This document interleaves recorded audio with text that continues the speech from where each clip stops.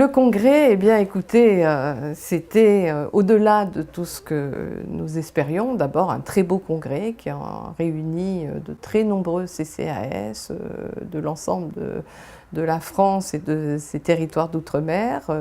Toujours des échanges très riches. Et puis, bien un message qui portait ce congrès, qui était quel investissement social représente les CCAS. Il a été entendu par le président de la République, puisqu'il nous a associés au plus haut niveau de l'accompagnement de ce plan de lutte contre la pauvreté.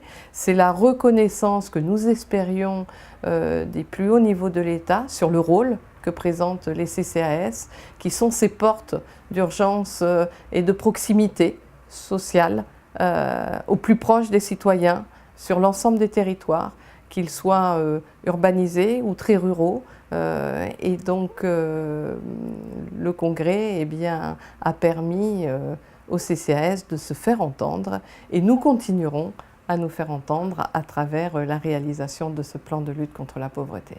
Le président de la République ouvrait aujourd'hui ses travaux pour le plan de lutte contre la pauvreté qu'il veut orienter essentiellement contre la pauvreté, l'éradication, a-t-il dit, la pauvreté des enfants et la lutte de la pauvreté de notre jeunesse. Bien évidemment, en travaillant à ce niveau, eh bien, on arrivera à remonter les strates et à faire que dans quelques années, eh bien, il y ait, j'espère, moins de pauvreté sur notre territoire.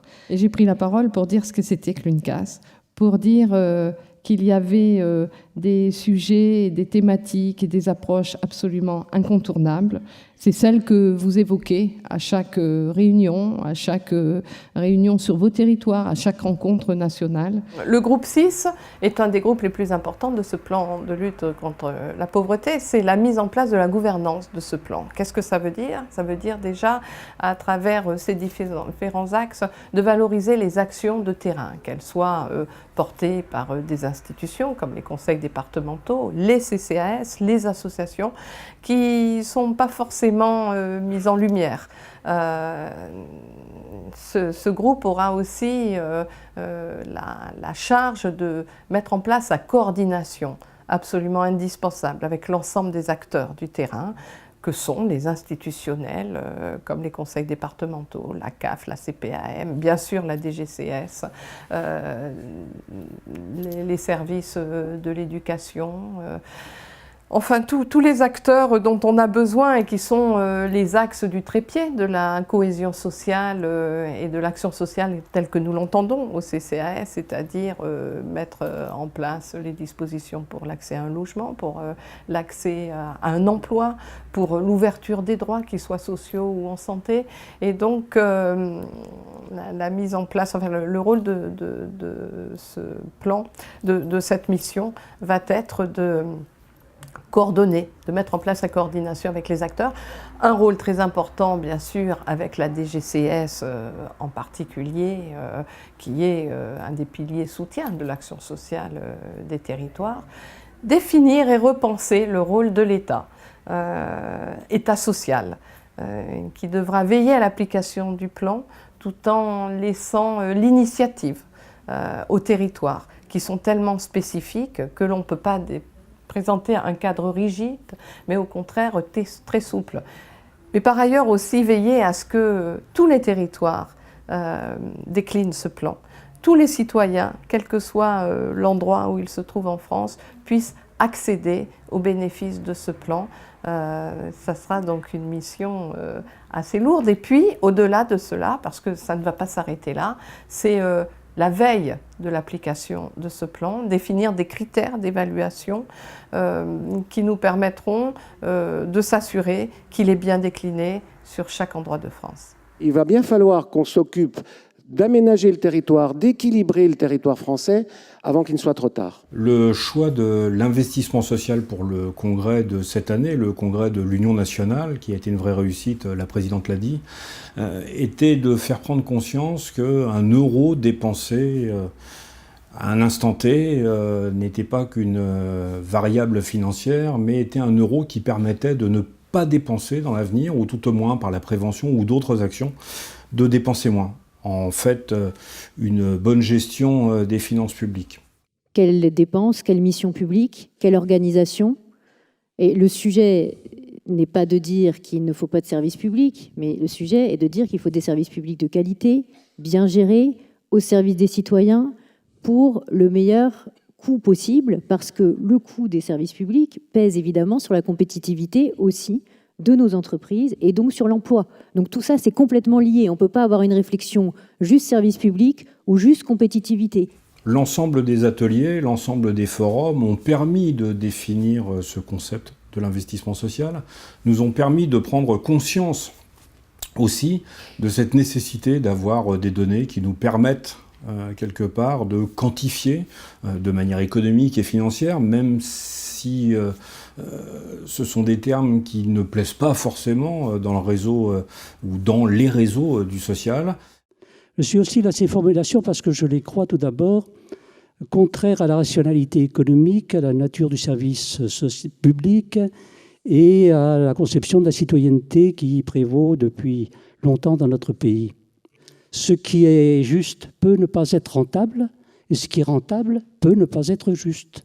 Cela nous a permis de prendre conscience que nous avions besoin réellement de données tangibles, économiques et financières pour pouvoir derrière dire que oui, le social est un investissement et oui, de l'argent bien dépensé dans le social permettait d'économiser à l'avenir. Les fonctionnaires qui travaillent dans les CCAS, CIAS et les élus qui travaillent au sein des conseils d'administration des CCAS sont généralement des gens qui sont extrêmement fiers d'avoir une réelle utilité sociale pour le public. Et je pense que ce qu'il faut, c'est vraiment qu'on se mette tous autour de la table avec l'État et qu'on discute enfin des moyens de mieux organiser et de mieux répondre pour avoir un service public efficient pour la population.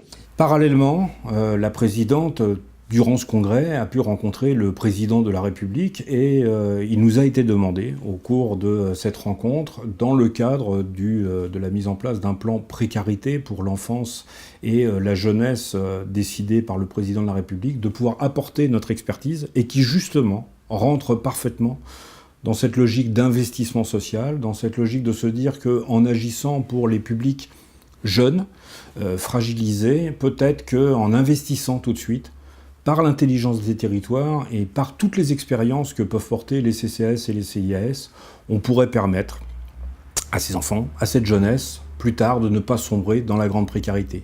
Si au moins on peut retenir quelque chose de ce congrès, c'est sans doute cela. Dépenser de l'argent, certes, mais à bon escient, une forme de bonne gestion publique et de bonne gestion des deniers publics en quelque sorte. On ne peut pas faire l'impasse sur les territoires les plus ruraux de la présence de la porte sociale de premier recours, d'urgence parfois, pour faire le diagnostic avec des travailleurs sociaux, des experts du social, pour faire une coordination qui, bien entendu, est indispensable avec l'ensemble de nos acteurs institutionnels. En un mot, on peut dire que l'investissement social, c'est admettre que ce qui est utile d'un point de vue social n'est pas forcément rentable d'un point de vue économique et à court terme. Alors évidemment, ce postulat est plus difficile à admettre en période de contraintes budgétaires et de multiplication ou d'émergence de nouveaux risques sociaux. Ça veut dire, notamment pour les élus locaux, faire des choix financiers et bien sûr politiques. Avec la notion d'investissement social, il est question de temporalité. Le retour sur investissement n'est pas immédiat, on est bien sûr de l'humain et non pas sur une valeur boursière, ce qui conforte l'attention apportée aux démarches de prévention et aux démarches participatives qui associent les bénéficiaires. 2, il est aussi question d'optimiser les ressources, qu'elles soient financières, bien sûr humaines, et donc on travaille évidemment sur les notions de management, d'innovation, etc. 3, il est question de méthodologie, d'où l'intérêt des démarches d'analyse des besoins sociaux, d'évaluation au travers d'indicateurs communs à construire. En dotant les gens en compétences, en capacité à réagir face au choc, en capacité de résilience, on les prémunit quelque part de l'avènement de risques sociaux.